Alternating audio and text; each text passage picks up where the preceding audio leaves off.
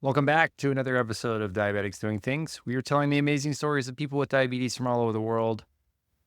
And today's episode is a very special one. As you guys know, on the 100th episode, 300th episode, 200th, whatever, we like to have milestones kind of at the end of the year. We sometimes do some recaps as well. Today is episode 300 on the feed. Cue the 300 theme music.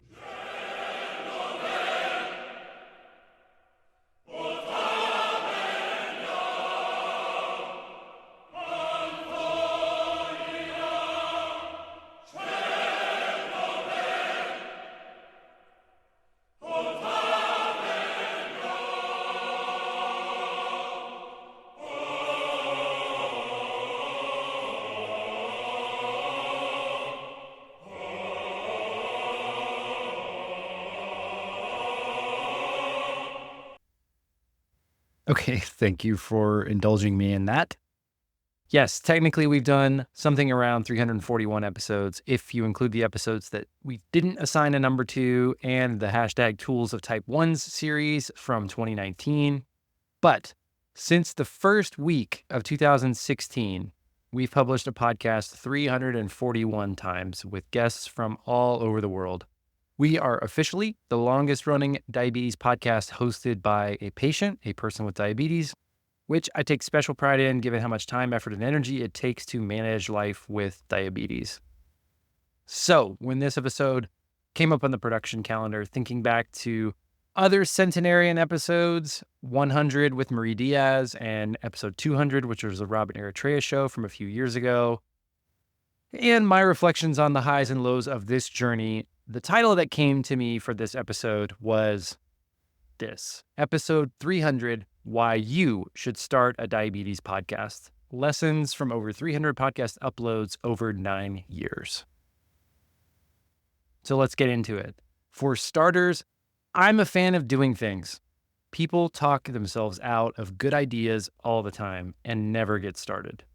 They're afraid, paralyzed by fear, but you will learn more from doing a thing than you ever could reading about it, listening to it, watching content about doing it, or worrying over it.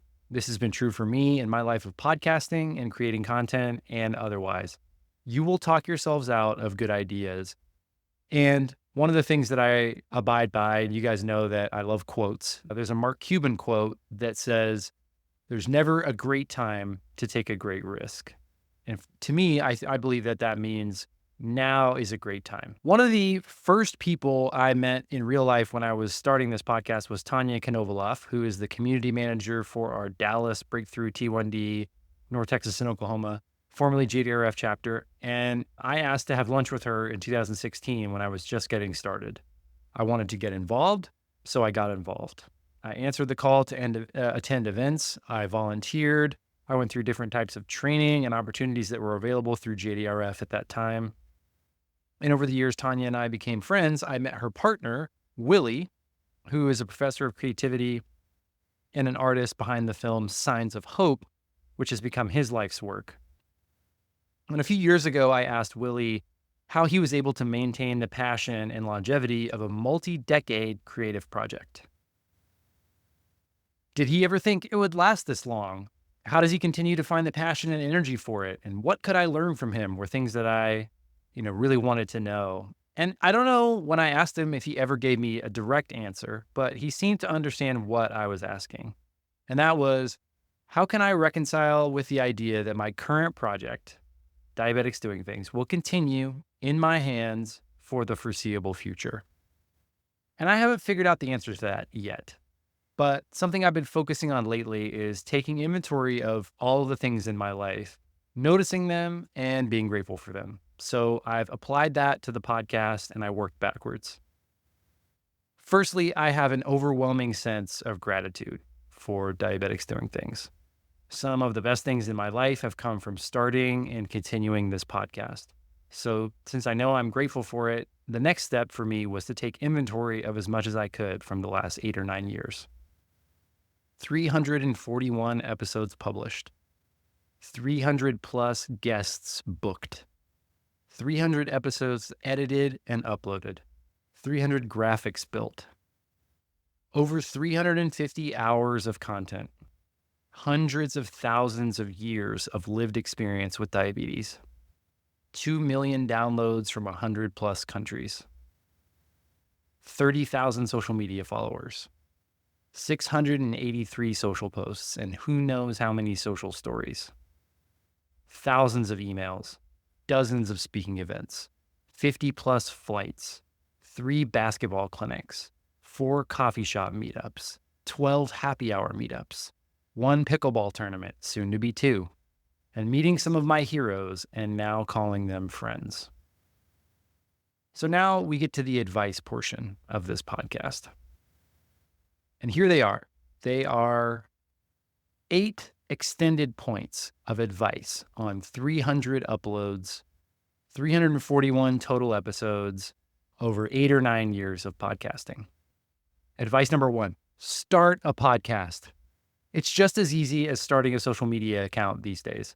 My friend Ryan, shout out Ryan, had to help me set up and submit my RSS feed in 2015 to iTunes, but you don't even have to do that now. You can start one on YouTube. It's super easy. You can use Google Meet for free or a free Zoom account to do it, and you'll learn so much more doing it than not doing it.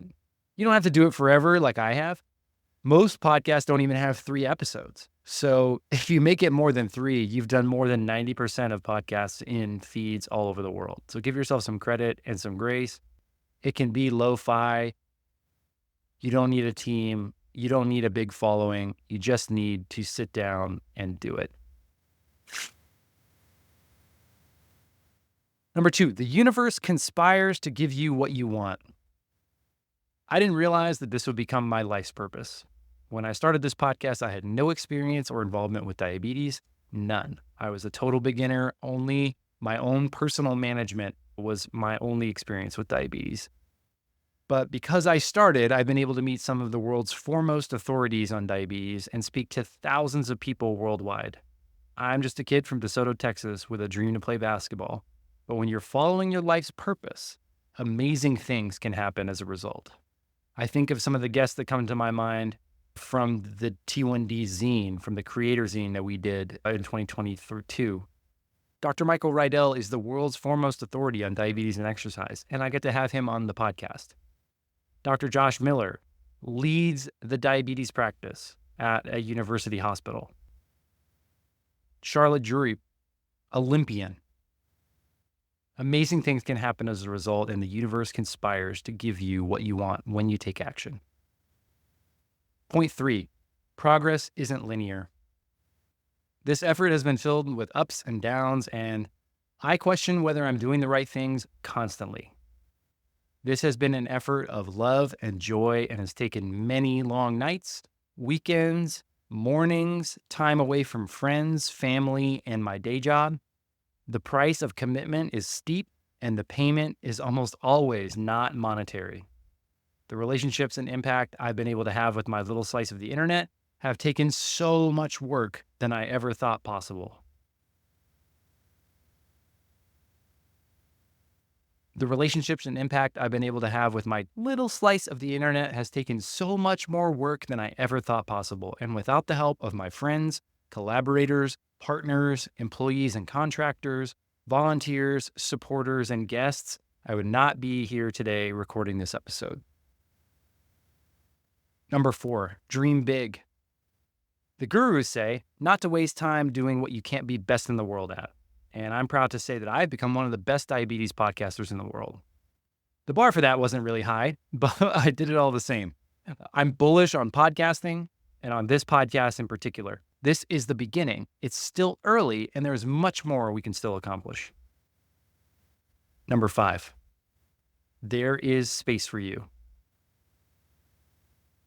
You might say, Rob, there's already a diabetes podcast. There's multiple. You have one. There's tons of them out there. The market's already saturated. There's no way for me to do that. There's too many diabetes accounts. There's no room for me. There is space for you. I'm going to read you guys an excerpt from one of my favorite essays. And it's my most recommended essay or piece of content to marketers, creators, and whoever. It's called 1,000 True Fans. And this is an excerpt from the end, so here it goes. 1,000 True Fans is an alternative path to success other than stardom. Instead of trying to reach the narrow and unlikely peaks of platinum bestseller hits, blockbusters, and celebrity status, you can aim for direct connection with 1,000 true fans. On your way, no matter how many fans you actually succeed in gaining, you'll be surrounded not by faddish infatuation, but by genuine and true appreciation. It's a much saner destiny to hope for, and you are much more likely to actually arrive there. And that's the end of the quote. And that's what's meant the most to me. I will likely never meet many of you who are listening. I don't know who most of you who are listening are. I just know that you support Diabetics Doing Things and appreciate the work we do. And for that, I'm immensely grateful. And when I receive emails or DMs, or when you see me in person and tell me that this podcast helped you somehow, that means the world to me. This is my life's work. And to know how important it has been to some of you is sacred to me, and I take it very seriously. This year in particular, from getting emails from people, or meeting some of you at conferences, or getting invited to your online support groups, this has been a very special time for me to think about all we've done at Diabetics Doing Things over the years. Number 6, content begats content. No matter how many episodes you publish, the demands of the engine of capitalism are continue to publish, continue to grow, and continue to push forward. So we're going to keep going. For 2025, I am pushing for this podcast to chart on Apple Podcasts. We're going to get interviews with guests that we've been dreaming about for many years. We're going to improve our workflow. I'm going to improve my skill set as a host and interviewer, and we're going to reach more people via vertical video content than ever before. There are more people living with diabetes, living and sharing their lives than ever. And we want to continue to tell the wide-ranging stories as much as we can. I'm also creating a workflow where those of you who've wanted to tell your story on the podcast, but I haven't had capacity, can share your story on the Diabetics Doing Things blog and social media channels. I stand by what I said earlier. There is space for you, and I want to work to accommodate the many inquiries we get on Instagram, email, and our website. Speaking of which, if you haven't checked out diabeticsdoingthings.com recently, we've updated the website with our mission and vision and information about our programs. So get ready. We're going to continue doing things in a big way. Number 7, make a friend with diabetes. In the years since I've started this podcast and joined the diabetes online community, my life with diabetes has improved dramatically. And not just socially or psychosocially, clinically.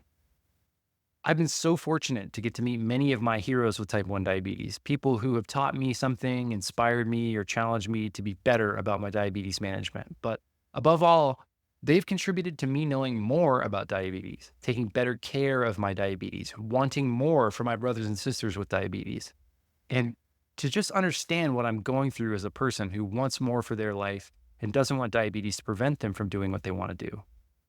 Without my friends with diabetes, I would not have gotten to 300 episodes or any of the amazing moments in the 9 years since Diabetics Doing Things began.